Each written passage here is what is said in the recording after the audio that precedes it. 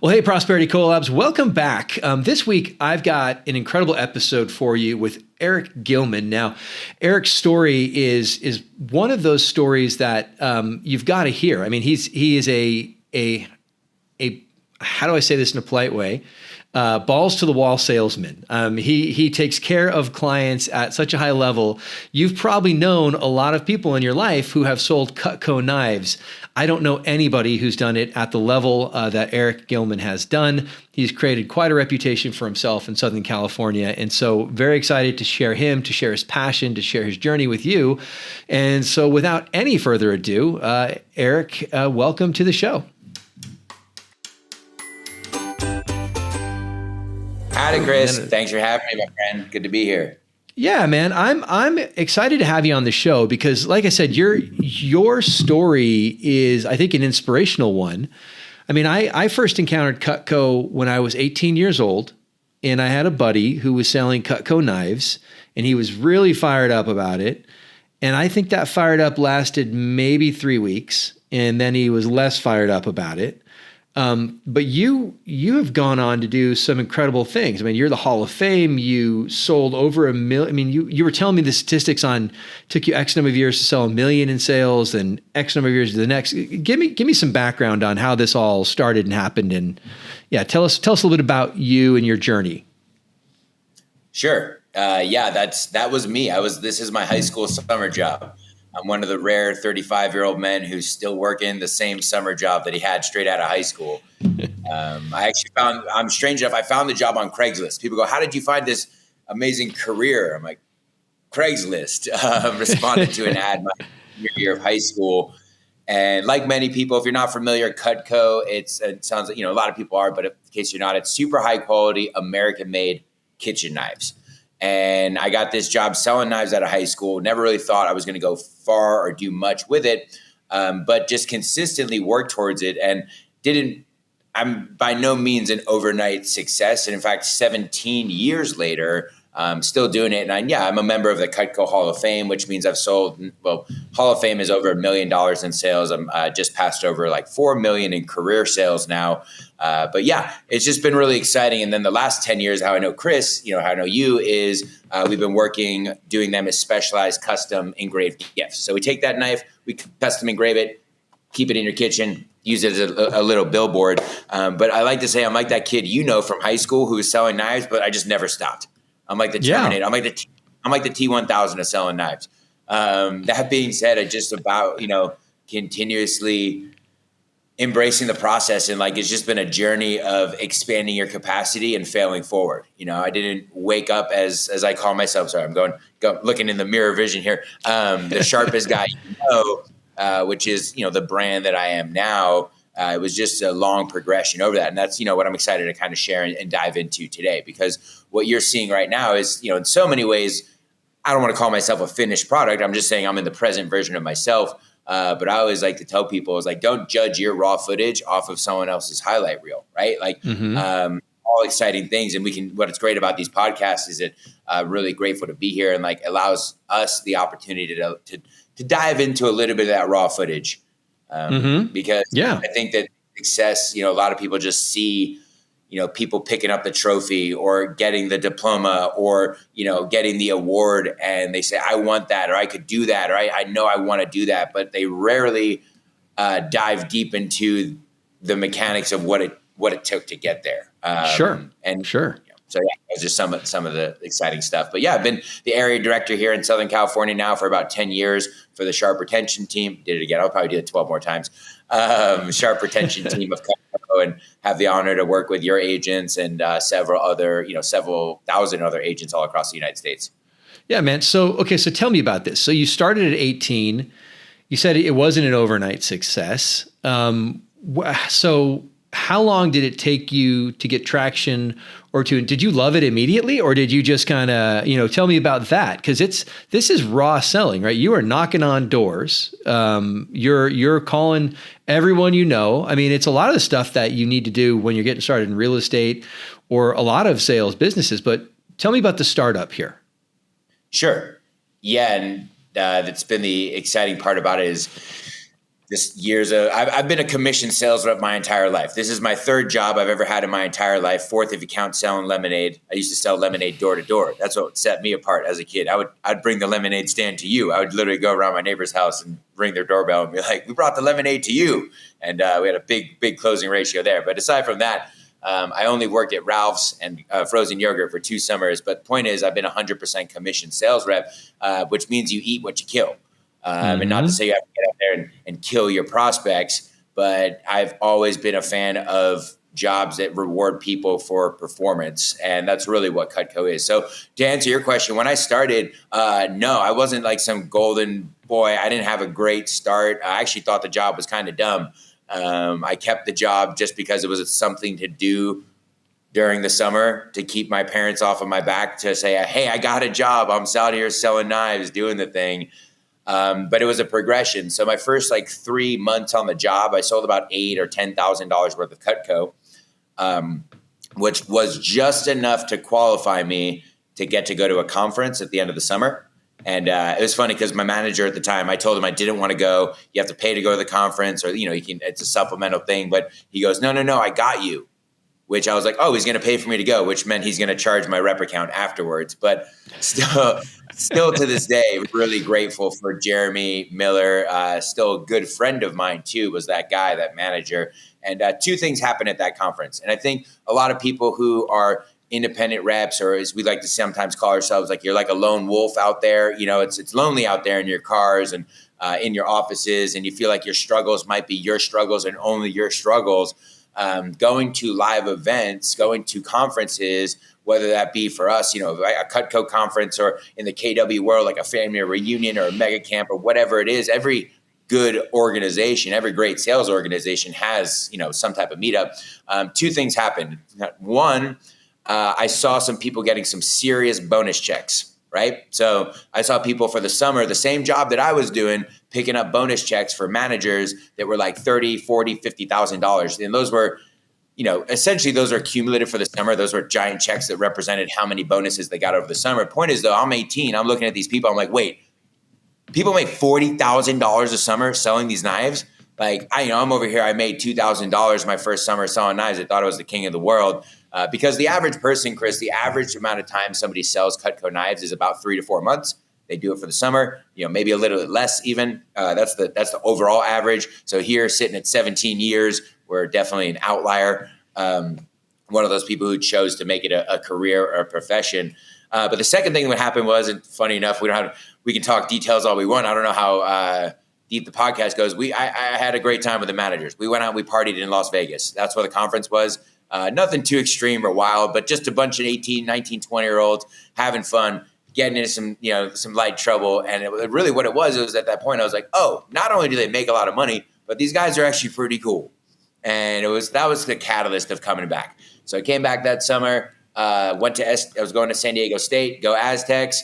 And I started at SDSU. And it's interesting, Chris, there's always life, right? Life is full of moments that can define you, right? You make choices in life. And in fact, the title of my book, so I wrote a book, and unfortunately I don't have a copy of it on me right now. I should have had it with me, but it's called The Power to Change. So it's called The Power to Change, Creating the Life of Your Dreams Through Making Healthy Choices. Healthy choices, not necessarily just meaning what you eat and what you drink, but what you choose to do, whether you go left or right, whether you stay out or come in, whether you say something or don't say something. These are all defining moments life. And when I started at SDSU, I had a choice. I was going to either pledge a frat or become an assistant manager. And, basically my manager at the time convinced me, he's like, a frat will be there next year or whatever, if you want to. And I frankly too, honestly, I didn't it wasn't like I was dying to be in the frat life. It was just the thing to do. Point is, I chose to become an assistant manager, and I'm super grateful for it because I did that for an entire year. Management wasn't necessarily my thing, so I decided to switch back to just sales. And ever since then, I've been selling knives and changing lives. It's been while I was at SDSU, I won 4 scholarships. And then by the time I was ready to graduate, it was 2011, 2012. The economy wasn't flourishing quite back from the recession. I sold Cutco knives, and this is why I can empathize with everybody going through any type of a tough market. ups, downs. Granted, I'm not selling real estate right now. Maybe if you're listening to this, you're not selling real estate, but I think everybody listening right now can agree economically, there's some challenges out there, whether that be on your income or with inflation being out your outcome, depending on that. And I just had this choice. I was like, well, I'm really good at selling knives, and there's not a lot of jobs out there right now necessarily. And so I became a Cutco sales professional in 2011. That's CSP.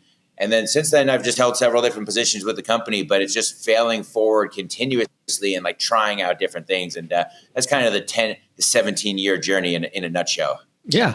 Well, I want to break a couple things down because you mentioned that it was a pivotal moment when you went to that conference and you surrounded yourself with people who had done some pretty incredible things, for an 18-year-old kid to see $40,000 in commissions, and then putting yourself in a culture where you have these people who are successful in it, but they're also cool people. You like being around them, right? And that made a big difference. And what's that? They say you're the sum of the 5 people you spend the most time with, right? We change when we surround ourselves with people who are aspirational to us. And so your experience was different, I think, than a lot of people who get started in sales, whether it's real estate sales or knife sales or whatever. Yes, it's a lone wolf. Yes, you're an independent salesman, but having a culture around you that gives you a target to head for and people who you can kind of role model after. It's a huge part of the success, right? 100%. I really, glad you said that because I'm a big believer in that. I like to say it that you will become the sum of the average of the 5 people you associate most with. Not that you are, because life is ongoing. It's all, that's maybe where you're at right now, but anybody in your life, the top 5 people who you spend the most time with, you will bleed into becoming that person one way or another. So that's why I'm super sensitive about who I spend my time with and how much time I spend with them. So that's not to say that I, won't hang out with people, but I will be selective of how much time I spend with certain people in my life. And two things on that. One, on 2 ends of the spectrum, right? Just yesterday, I have one of my best friends. And the thing I love about Cutco, I really do have a family. I have a family within the company. There's 6 or 7 people who I've been working with closely for the last 10 years plus. Some of them 15 years plus. One of them, my best friend, we had a joint Hall of Fame induction. Like that's how close we are. And we still talk every couple of days. But the other one of them, he's another friend of mine. He runs the Fair and Show program. If anyone's down at the San Diego County Fair this year, come check him out. He's also a professional bodybuilder. So that's how you can tell which one he is. He's the strongest looking one there. And he's also one of the wealthiest people I know. He's our top rep. He's extremely good at investing and saving. And I actually was super grateful. I had a moment of gratitude. And if you have a moment of gratitude, you should always share it with people. Yesterday I was driving, and based on a conversation we were having about a week ago, I just texted him. I just said something along the lines of, hey, man, I'm just really grateful that you're one of my closest friends and I'm getting to your level. Or I said, I really admire your level of personal finances and discipline. And I'm super grateful that you're one of my closest friends. And, it's just, if you ever feel, that's just another side note, like if you ever feel like overwhelmed with joy about something, or you feel like the need to thank somebody for something, whether that be through text or email or phone call or letter, like don't hesitate. I think that's kind of what can cause decay of your own personal worth or your worth of other people. If you got something nice to say it, right? It's the opposite of if you don't have something nice to say, don't say it at all. If you think of something nice to say to somebody, a loved one, like don't ever hesitate to say that I love you to somebody you do, because, speaking from someone personally that, tragically lost some people last year. You never know when the last opportunity is to say, I love you, or I appreciate you, or I'm grateful for you. So never miss those chances. But yeah, you will become those 5, the average of those 5 people or 10 people, right? But most people you're surrounded by 5, but those auxiliary people, that's kind of leads into the other thing. The other people in your life matter too, right? It's not just about those closest 5. And how you surround yourself. So like perfect example, I just went to a caravan meeting today. This guy connected with me. I shared something. He followed me on Instagram. I messaged him. I was like, you seem like he's a world adventurer, a worldwide real estate investor. And I said, you seem like an interesting person. That's it. That's actually all I said, because just going back on what we were just talking about, I had a compliment. I had something nice to say. I don't know him. It's not weird, but I was just like, hey man, he has, 20,000 followers and pictures from all around the world. I was like, hey man, you seem like an interesting person. And he said, thanks, you too. Let's grab a beer sometime. And my simple response is, yeah, totally. Would absolutely love to hang out. Let's do a board and brew, which is a sandwich shop down in here in San Diego next to the place where I just was. I said, let's grab a board and brew after the tour instead. That's going to be a lot sooner, which is another way of saying look, I don't drink. I do on very special occasions. I really, we could talk about alcohol. There's a whole another path and how that just literally is the sharpest guy, it dulls me out. I can't have that. I'm going for big goals. I do enjoy a beverage, when celebratory times, whatever. But the point is, let me just put it this way, Chris, we could talk all you want about this. In my 35 years of life, I have found through much analyzing of myself, there have been 0 instances where alcohol has made my life better. Mm-hmm. Yeah. I've had some fun times. I've had some interesting times. I've had some exciting times, but guess what? I've had all those same things sober as well. So, Yeah. Well, wrap it up. Well, let me just finish with that. And then I know I'm talking a lot there is, I tell friends of mine and close friends of mine know this because of, you are the average of the people, but hey man, if you want to hang out with me, I want to hang out with you, but if you want to get a beer with me, let's get a beer, dude. Next time I'm drinking is 4th of July weekend. Maybe I can squeeze you in then. After that, I'll probably do some partying in August. I don't know. Hey, you want to hang out? Let's get a workout in, dude. I can work out with you tonight at 6 p.m., tomorrow at 2 p.m., Saturday I'm going on a long run. What do you want to do? Right? So start defining your life and doing the things you want to do that make you a better person, as opposed to just succumbing to, oh, he invited me to get beers and he's buying. How little do you value your time that 3 beers at happy hour is going to distract you from the abs that you want, the bank account that you want, the romantic partner that you want, that you're like, oh, a lot of the people in the real estate industry, I'm not poking fun or anything. It's just, oh, it's happy hour, it's free drinks, we got to go. You're going to sit in an hour of traffic to go get 2 free drinks from somebody you don't know. And anyway. No, yeah. Hey, man, I think if people listening, you can tell Eric has got a lot of energy and channels that into some very positive things. I mean, I here's my thing. I believe that doing what you do at the level you do, real estate professionals, entrepreneurs, I think there's a lot that we can learn from you, right?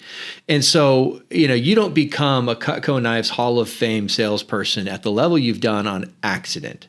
So what are some of the daily things that you're doing to A, generate business, and then B, have the energy to generate business at this level, right? Because I think there's a lot of people out there. Real estate agents are a large part of this audience, and they just aren't waking up motivated like you are. And every time I ever talk to you, I'm like, dang, that guy's got energy, right? So where is that coming from? Is it speed? Is it speed? Yeah, no. And by the way, as we'll talk about, I do comedy, so I'm going to say some things and just know I'm joking. Sure. But yep. That's a great question. And I get that sometimes because people go, wow, Eric, you got a ton of energy. You're always on. And they'll go, what do you eat for breakfast? I'm like, cocaine and coffee, baby. I'm just kidding. I don't drink coffee anymore. Hey, no, I don't do cocaine in the morning or anytime. Point is though, it's your energy. So I learned this lesson very early on in my career. And it was one of the best things I've ever learned. Energy creates urgency.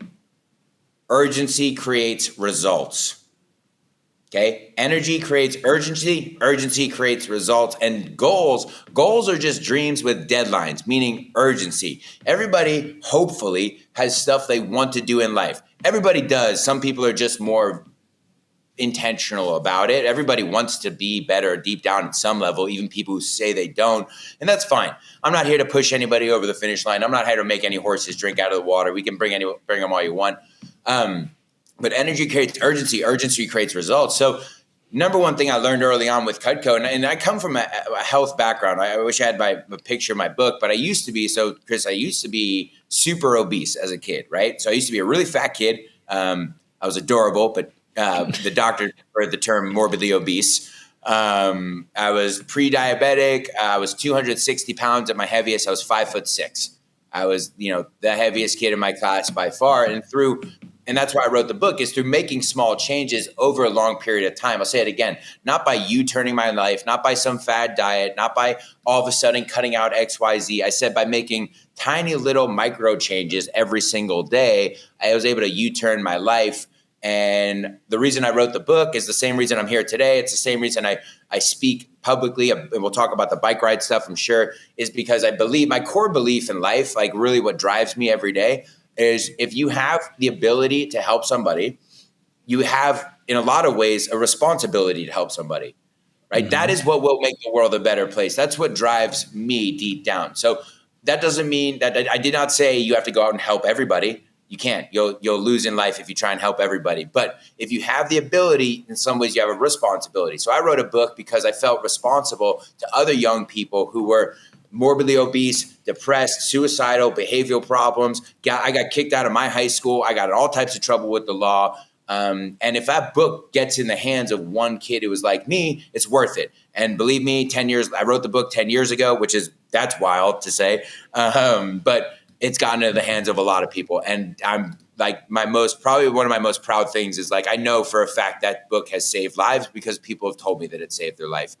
And as someone who's had those really dark thoughts about ending your own life, that I know how far that could go. And so going back to it though, Chris, is like I said, you're helping other people. It's what drives me. That's like my main why. And that's what gets you up in the morning. We could dive more into this, is because there's one more thing I want to say that's important is, have that strong why, but how do I actually have all this energy, right? I am super protective of what goes into my body. Again, we can talk all day about, I'm not a nutritionist. I'm not a personal trainer. I, more than anything, prioritize my sleep more than most people I know. I am really good at sleeping. We can talk about that, but like I recently moved in with some friends. I'm renting out my place here and cash flowing that and doing the real estate thing that we all know. But I recently moved in with a couple people, and I don't want to say anything negative about them, but let's just say we are on different frequencies of habits in life. They sleep. He's 26, his girlfriend's 28. They sleep in super late. She goes the other day, she goes, it's amazing. You go to bed around like 9, usually about 10, 11 o'clock. And she goes, we can't, not that they're being loud. She goes, you just sleep the entire night like a brick. And she goes, how do you do that? And just a lot of things. I mean, everything from morning sunlight is a huge priority for me. Evening downtime with limited screen time, which is probably my hardest thing because I do like watching TV or Netflix or whatever. I'm not, but reading at night and all the different supplements, the glasses, the melatonin that I can get natural release during the day. And the point is just how do you get good at sleeping is just like make yourself exhausted all day. Like do the thing. Like, oh, I can't stand when people say I'm just like, I don't want to say super negative things, but my roommate's girlfriend the other day, she goes, oh, I'm just taking a mulligan today because she's having some things. I'm not going to get into it. But the point is she needed to, quote unquote, take a mental day off. And frankly, Chris, I know because she's not going to watch this, it makes me sick. It makes me sick. And that's why I don't drink, because I don't drink much. I hate the term wasted. If anyone says you're wasted, I hate that shit because you're wasting time. And why that's important, go to a cancer ward. Go to a doctor's office where people have limited days. Go to some place. Don't tell me you don't want to run a marathon because you don't feel like it. Go talk to someone who got their damn legs blown off in Iraq and tell me that you're too tired to run a marathon, and look at the look on their face. And so it's just having that big perspective to it. So that's kind of the other thing. I know I kind of went long there, but really good sleep and urgency. And we can definitely probably talk another 20 minutes about perspective and how I've gained some of that through different travels and stuff. Yeah, no, I think it's kind of a duh, but it's not, right? Like if you don't sleep well, you don't have energy, and that means you go to bed with intentionality. You fall asleep in a way that's going to give you nutritive sleep. You're not just going to, toss and turn all night long, because it's really hard to wake up with energy the next morning at 6 if you stayed up till midnight, right? Yep. And then if you're going to try to work out, it's not going to happen, what are you putting into your body too? That's, like, I mean, and so I'm working on it. I'm a work in progress. Trust me, I am a fat kid at heart. It's hard for me to not eat whatever has my eye in it. Trust me. I empathize with everybody who's like overweight and whatnot, but like I have a goal I'm trying to, and it's hard, is like stop eating processed food, stop eating things with labels that I don't know what they are. Corns, sucra, frucra, glucose, high dextrohydromethazine. Like, what is this, dude? Like, eat food. That's food. That's pretty much it. I mean, that's here. Just sum up what's in my book is eat food. That's food. If it has a label on it, guess what? It's not food. That's right. Made up of different things. Look, I'm not perfect. I eat all the things. I eat all the things we're talking about. But drink, we're the number one health problem in the world. And again, I've traveled pretty extensively. I've done a lot of work in Haiti. That's where I built this medical clinic in the third world. And like, dehydration is the number one health problem. And I'm not even talking about in struggling countries. I am talking about it blows my mind how many agents and business owners, smart people I talk to, who they go, I don't drink enough water. I'm like, that's like one step away from saying I don't breathe enough. Like, what are you doing? It's the most basic thing. And good Lord, are we grateful and lucky to be able to just go to a tap and pour fresh, albeit fluorinated or hydrogenated or, pH water, like fresh water. Like just in case anyone forgot, there's about half the people on the planet right now who are dying for the right that I'm holding in my hand right now. And so taking that and be like, oh, I don't like water. Like, what are you talking about? Like, I do like a, Diet Coke, but like, whatever. I mean, we were hanging out at a happy hour once, but it's like, how are you not drinking more water, man? Drink more water. Like, anyways. Yeah. And that leads to so many things. Yeah. I mean, you look at like the most people who died in the Civil War died of dysentery, which was bad water. Right? You know what I mean? Like there's a lot of places in the world you can't take for granted that the water you're going to drink is not going to, cause you to essentially poop yourself to death. Right? It's horrifying. And then we complain about, well, I don't like the way it tastes, or I don't, or, dude, we have the best water supply in like recorded history. And but people are walking around dehydrated in the United States. It doesn't make any sense at all. I'm with you on that one. Drinking enough water, don't take that for granted. So what I'm hearing is you're sleeping right. You're eating with intentionality. You don't eat what you don't understand. I think that's kind of the best way to put it, right? And I heard a nutritionist, PhD, talking about this. It basically, he says like, there's if you can't tell what it is, don't eat it, right? Like an apple, I know what that is. Okay, applesauce, I know what that is.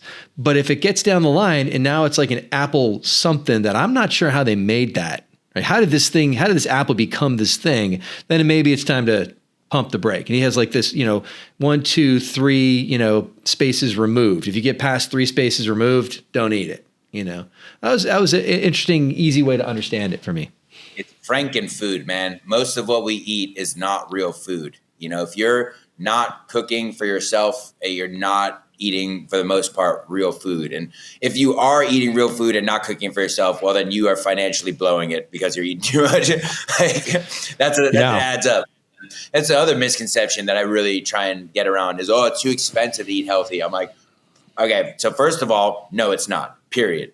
Learn how to go to Costco, get frozen vegetables and chicken. I have no idea how you could spend any more money than that. Second of all, is it more expensive on the back end of your life when you have your first, second, or third heart attack, when you get type 2 diabetes, when you have hypertension, when you can't walk when you're 70 years old, when your feet swell? Is that more expensive? Because I've seen it, man. I've seen it with every age group of people. I'm in my 30s now, and I see friends of mine it's starting with who are, we've been hanging out since we've been in our teens and our 20s. And let's just say, I love them. We love each other, but they make different health choices. And, we're getting into that part of our lives where you can start physically seeing it, right? In your 20s, you can do whatever you want. You're just a Teflon Don. I could eat a burrito and go run a marathon in the morning. But now it's just like, hey, feeling it, dog. Oh, yeah. All right. So we got sleep, we got eat.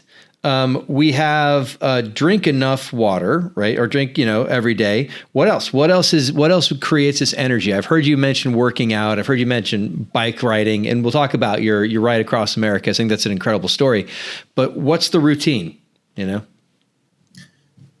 So yeah, I think the routine is routine. I think that's it right there. Is staying routine. So actually, this morning, and I've for the last 6 months or so, about 4 months, I've been up. I have a call every day at 6:30 in the morning for another business that I'm involved with, like an accountability check-in thing, and I've been loving it. It's a quick check-in, and this morning I woke up. My alarm goes off at 6. It's been going off for 6 every day for the last 4 months. This morning I woke up at about 5:52, 5:53 naturally, and that's powerful when you start your day like that. And if you're drinking, that's not going to happen. If you're smoking the night before, that's not going to happen. Now, trust me, I'm speaking personally from experience. It's just not going to happen. So if I'm going to get up and win the day, that means that the day starts the night before, right? And then that goes back to 2 is planning. I think it's important to say I pretty much live and die by a time block.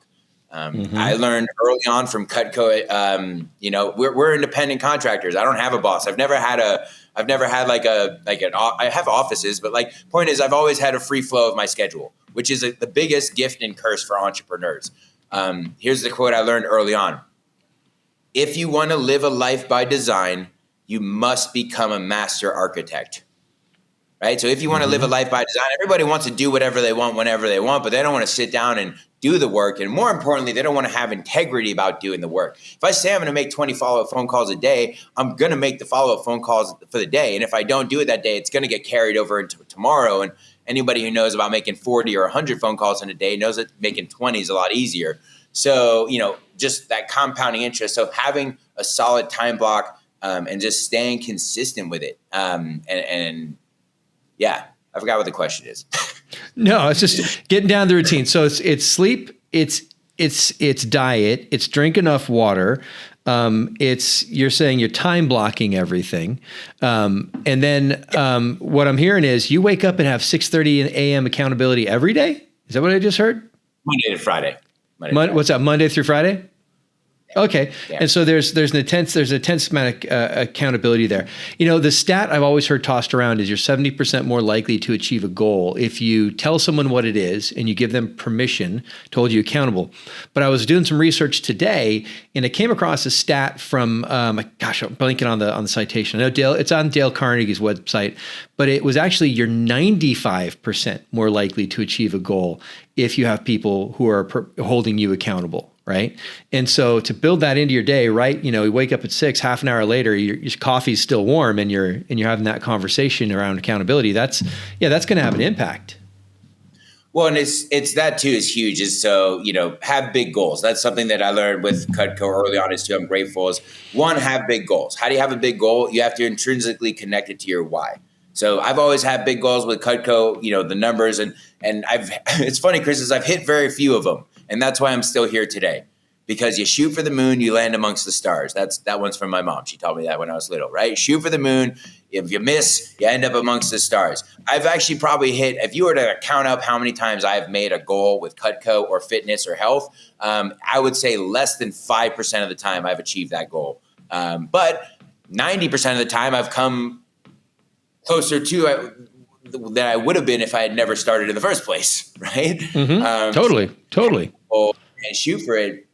But yeah, let people know. So I've always learned, just share your goals passionately and reasonably, right? And first off is asking people permission to share your goals. That's something that, so when I was selling Cutco in college, I'd say, hey, would it be okay with you before I go into the demonstration? Hey, thanks for having me over, Chris. I'm so happy that Mary, because we're a 100% referral-based company. I built a business of over 10,000 clients, 100% referral-based. So when agents start out, we didn't start any different. I've never been given a lead within Cutco. Of course, now 17 years later, of course, I have incoming leads from different lead sources generated, but those are all internal too. I don't pay for leads. There's none of that riffraff.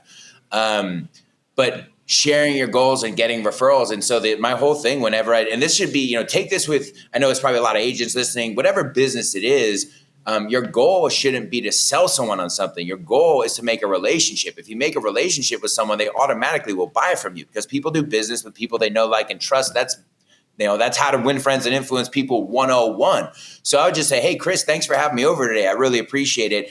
Mary said you're a heck of a time and you're one of the best cooks she knows. And honestly, Chris, my goal today isn't to sell you as many knives or any knives if possible. Of course, if you see something you like, I can help you out. My goal is simply for you to like me enough and Cutco enough to share it with a couple of your friends, just like how Mary referred me over to you. Does that sound pretty good?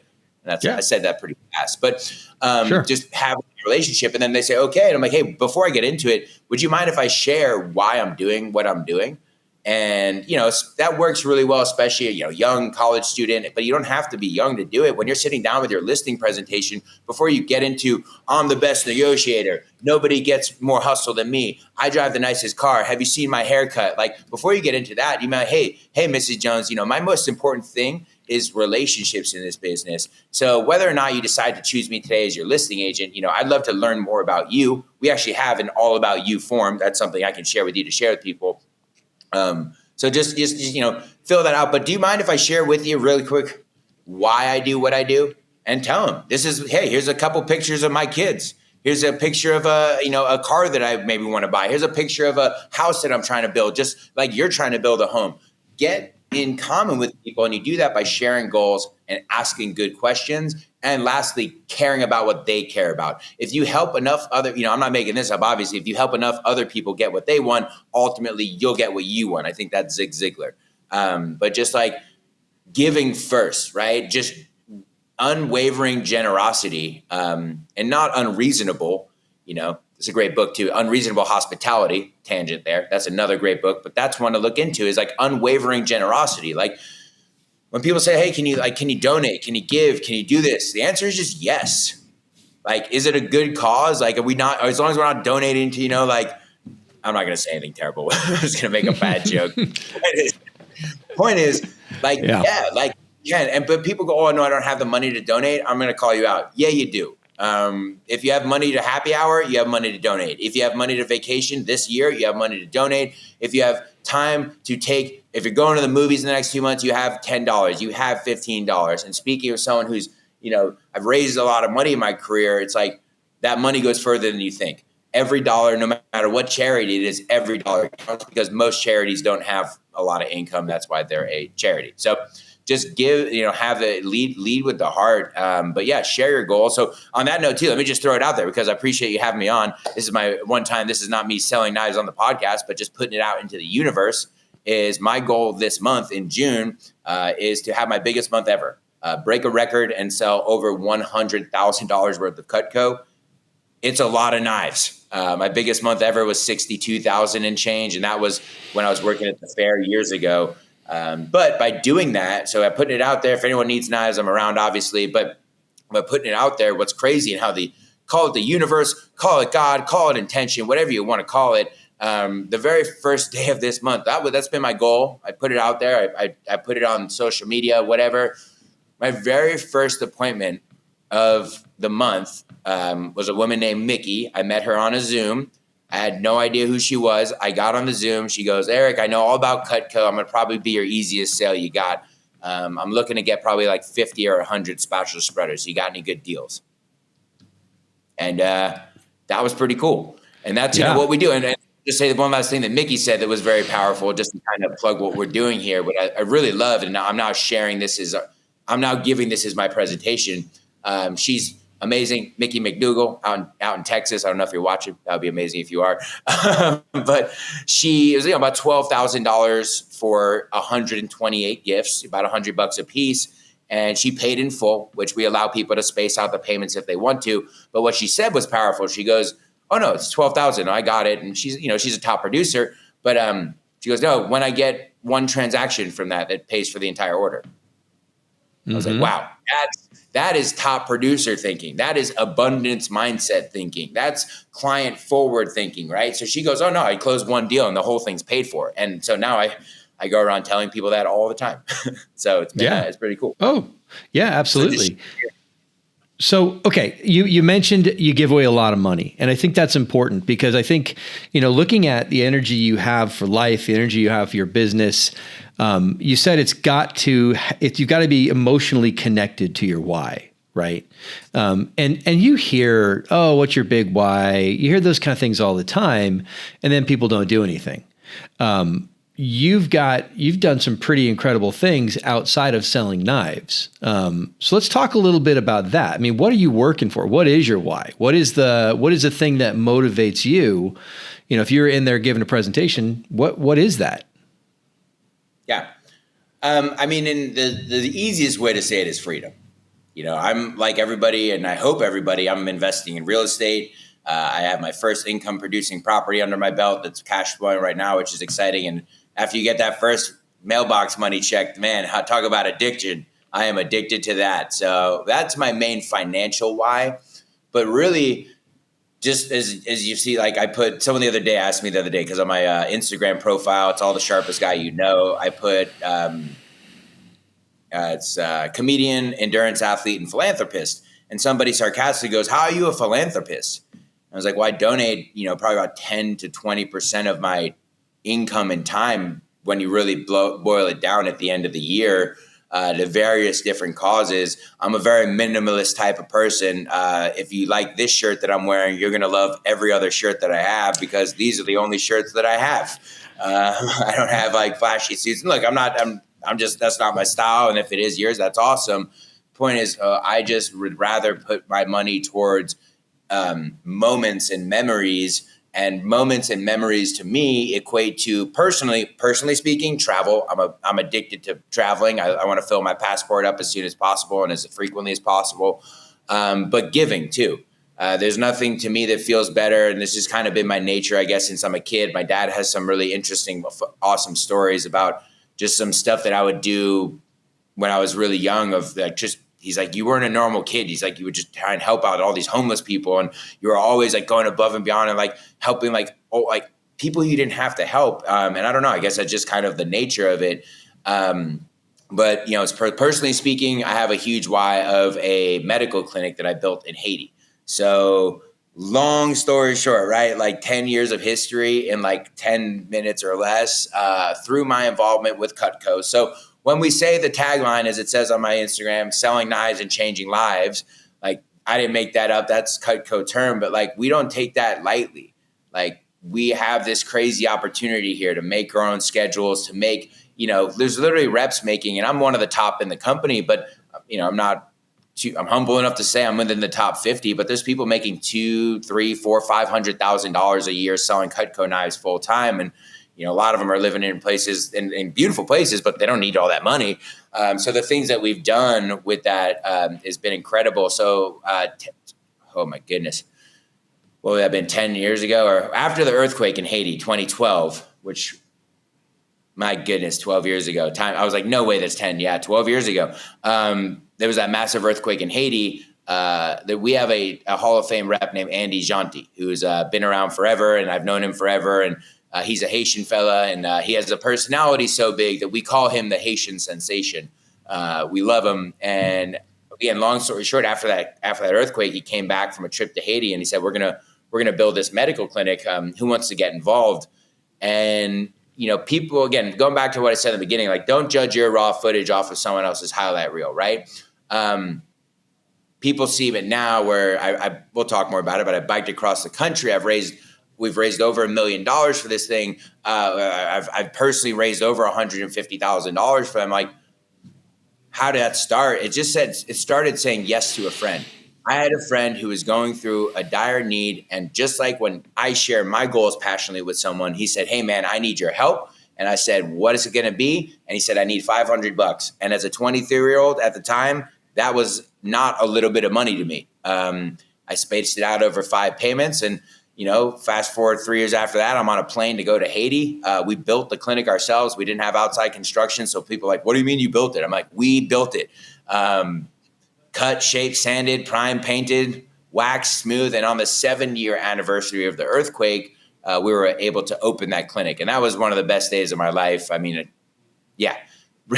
really emotional day, as you can imagine. And since then, we've treated now over 110,000 individual patients. We've delivered, I believe the last I heard, 1,200 children, many of them at-risk pregnancies. So it's just this wild thing and going back to the selling knives and changing lives, We raised 1.6 million altogether, I believe, or 1.4 now, probably closer to 1.6.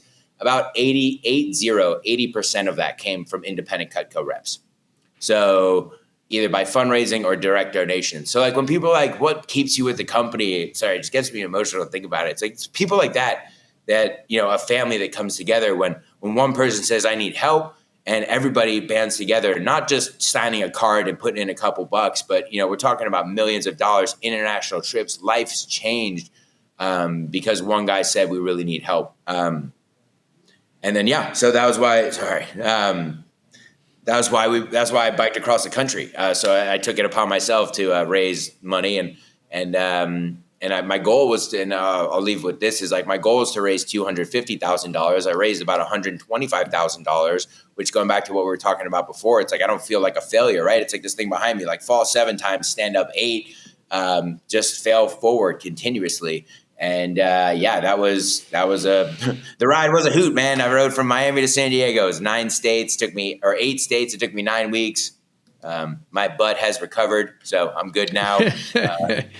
Yeah, that sounds intense, but I mean, that's a real why. That's not just, I want to give X% of my income every year. I want to change lives and change people's reality. And you band together with a group of people and you build a clinic in a country that just went through hell, right? We take for granted things like prenatal care, right? But now there are people who can access that because of the work you've done. I mean, you talk about going back to sort of this success. You sleep, you eat with intention, you drink enough water, accountability, but then you give yourself a connection to a purpose that's so much greater than, I want to have a big house and a big car and all the things. It's no, man, I have the ability to really truly change people's reality, and that's tied to, I'm going to make another call, right? I'm going to knock on another door. I'm going to have another conversation. I'm going to do everything I can today to be the best I can today, because if I can do that, I can change lives, right? And that's huge. And I love that. It's like, Chris, the other thing is to tie it back in your daily action. And I want to share one more thing about the ride, but work as if the people who depend on you most are in the room watching you work, right? Mm-hmm. As independent reps, 1099s, we're out here by ourselves. We're in our cars. We're in our offices. If your kids were in the office right now being like, Daddy, is there money for groceries this month? Are you going to make a phone call? Or are you going to check Instagram? Right? Mm-hmm. If your wife is standing there with your overdue mortgage bill, are you going to go get another glass of water? Or are you going to make a phone call? Like, work as if the people who depend on you most. And like, that's the whole thing with this downturn in, the market or the economy. Like, the market's down. Well, turn up the effort. Yeah. Like, do your bills not become paid? Do your kids stop eating food? Do they just say, hey, we don't need Christmas this year, Daddy? Like, no, like, get it together. Or like, just go do something else. And sorry, I'm not saying quit, but like, just level up. And it's not that hard. Leveling up, you don't have to, you don't have to be stronger. You don't have to wake up at 5 a.m. every day and eat, bricks like Jocko Willink and David Goggins. You have to do what you said you're going to do at the time you said you're going to do it. You have to live with integrity. It's ridiculously simple. Having your word and being your word. But the other thing I wanted to say about the ride, right? So like the message that I want to share with people and that I spoke to people about as I was going across country is like, it was called Eric Rides for Hope. Like, I'm Eric. It's a crazy thing. But I want you to take that model, right? Eric Rides for Hope. I'm Eric. Riding my bike is something I like doing. Hope is what we're building in Haiti. So like our mission statement is health and hope for Haiti. So that's not a word that I just pulled out of, because when you don't have water and you don't have food and you don't have a future, literally the only thing you have is your hope. That's the only commodity people have. And we were providing that to them by letting them know that people actually give a damn about them, that we're not just going to come here. We're not going to throw money at you. We're not going to do terrible things to your culture. We're going to come and actually help you. So it could be anything though. It could be Chris reads for blindness. It could be Susie bakes for the troops. It doesn't have to be some grand, big old thing, right? You've got to heard the starfish story before, right? The old proverb of the kid walking down the beach with the old man, and he throws thousands of starfish out there, and he throws one starfish back in the ocean, and he says, the old man says, well, what about all these other starfish? You didn't change the world at all. and the kid goes, I changed that starfish's world. Mm-hmm. It doesn't matter if it's a small thing, right? My mom taught me growing up, it's like the gesture itself doesn't matter. It makes you, the size of the gesture doesn't matter. It matters that you make a gesture in the first place. So it's what I want people to do, is because you have the ability to, right? Everybody who's listening to this right now has the ability to help someone. I guarantee you do, because you're listening to it on a damn electronic device. You have the ability to be here right now and hear this and understand it, and hopefully maybe even write it down. Like, dude, we don't take for granted that you can freaking read. You know how many people in the world can't even read? And like, just having perspective. And so that's where, travel as much as you can. That's how I would recommend. And just get out there and just be like, oh, I realize that my problems, they're not really problems. None of my problems are problems. Even any of my biggest financial problems that I've had, and trust me, I've had them. I am just about finished with a massive audit from 2017. Life is complicated. Credit cards are a terrible thing. If you don't have them yet, don't ever get them. I'm out of credit card debt. Whoop, whoop. Finally, at age 35. Point is, these are just numbers, right? Oh, it's your problem. You don't feel so good right now, or you're tired. Like, those aren't problems. Problems are like, yo, I have a cut on my leg. There's no such thing as Neosporin in my country. I might freaking die if I don't get a medical bandage on this because of infection. That's a problem. Right? I fell over, broke my leg. My whole life is different, because if I don't get it set in the next 4 days, my life will be forever changed and I can no longer work. That's a problem, right? Oh, there's traffic today? Not a problem. Someone hung up on me? Not a problem. Somebody was mean to me? Not a problem. Like, oh, no, did they make you sad? Get up and do something about it. Go take a lap, cry it out, and make another phone call. Yeah. No, I mean, because I'm going to add this to the list, right? So this is the other thing. You said it had that big why, that big intentionality, but perspective. It's come up a couple of times, right? If you can maintain that perspective, like you said, that these are not problems. Problems are what other people and other places have to face. These are maybe obstacles. These are maybe things I don't love, but get over it and get moving, And I think, man, there are a lot of people who they haven't formed that muscle yet, right? They haven't formed the resilience muscle, the one that says, all right, next, right? But that attitude of next is really what's going to keep you successful. I mean, persistence is the number one indicator of success. It's, can you get up and go again, right? It's not talent. It's not education. None of those things are going to help you be successful more than persistence is going to help you be successful. Yep. Yeah, absolutely. And that's probably, my strongest suit in my Cutco career. If you were to say, Eric, what are you best at? I absolutely don't have the highest average order. I don't have the biggest weeks, but I am one of the most consistently persistent representatives of all time. I credit my older brothers for that, because nobody teaches you better what Rocky taught you, which is, it's not about how hard you hit. It's about how hard you can get hit and keep moving forward. I'm the youngest of 3 boys. Both physically and mentally was hit a lot, and just still want to hang out. Can I come in now? Can I hang out now? Like, yeah. So that was my first sales experience as, 7 years old. Like, can I come in your room? No? Okay. How about later? All right. No. What if I bring a popsicle? No? Yeah. Okay. Oh yeah. I've got 3 young boys, and I see that played out all the time. Yeah. Hey, I know we've mentioned the book a couple times, and I know that you are doing some public speaking, you're doing some stand-up comedy. We're closing in on the end of our time here, but tell me a little bit about where people can see you, where they can find you online, where they can get connected with you, both for your Cutco knives, and then also, for speaking, and or they can go see you do comedy. Yeah. So it's really awesome how speaking has evolved into comedy for me, and the path of being healthy has helped that. So short answer is, everything on social media is The Sharpest Guy So that's my Instagram. We made a documentary about the bike ride across the country. A friend of mine is an award-winning filmmaker. So the link in my bio is that movie. We are still raising money. 100% of the money goes directly back to the medical clinic. Again, amongst the other reasons I love my job and I love my clients, and Chris, you being one of them, even though we haven't worked like as a client, but we work with so many people in your office, and I'm so grateful for that. Not $1 of the $120,000 that I raised, not $1 of that paid for a hotel room for me, or a burrito, or a bike tire. This ride was 100% self-funded by Cutco. So every single dollar went directly back to the medical clinic. In fact, I was donating along the way too. So that was the cool thing. But so that was, if you want to check out the ride. And then I've really parlayed that into doing stand-up. So I've always loved comedy. In fact, when I was about 22, 23 years old, I talking about life choices, right?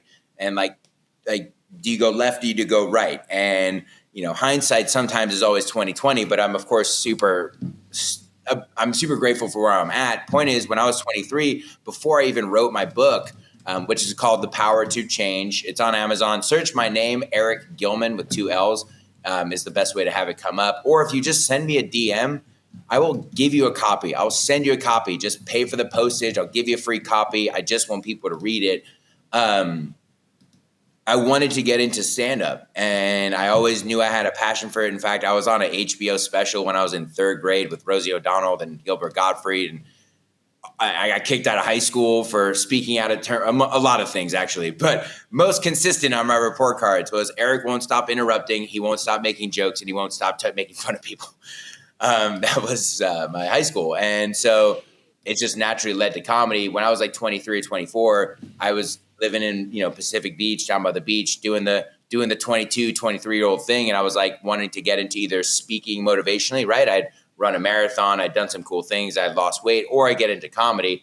Point is, I chose the healthy choice at the time, not to hang out in bars and clubs late at night in my 20s. Now that I'm fast forward here, I did the bike ride. I've done every physical endurance. I've done Eric. So before Eric Rides for Hope, there was Eric Ran for Hope. Eric also fought for hope. There was Eric Fights for Hope. The Fight for Hope was I boxed my best friend for 5 3-minute rounds. It was wild. It's on YouTube. I won. We raised $1,200 in one night. I should have just donated the money. It would have been a much faster and healthier way to get that rather than but at least we know who wins the fight now, and that's me. But the comedy thing is just fun because my long-term goal with it is, one, just have fun. That's my number one goal with comedy. I don't really have a specific, a Netflix special or like, it will just happen. Just enjoy the process. But I want to do, and we're going to be doing some comedy for a cause. So fundraising at comedy shows. So it's really simple. It's just a comedy show where we're raising money at the same time. It's a really fun time. We did one with KW Big Bear. And we raised like $2,400 in one night for a local charity with the Janelle and Rich Easterby up there.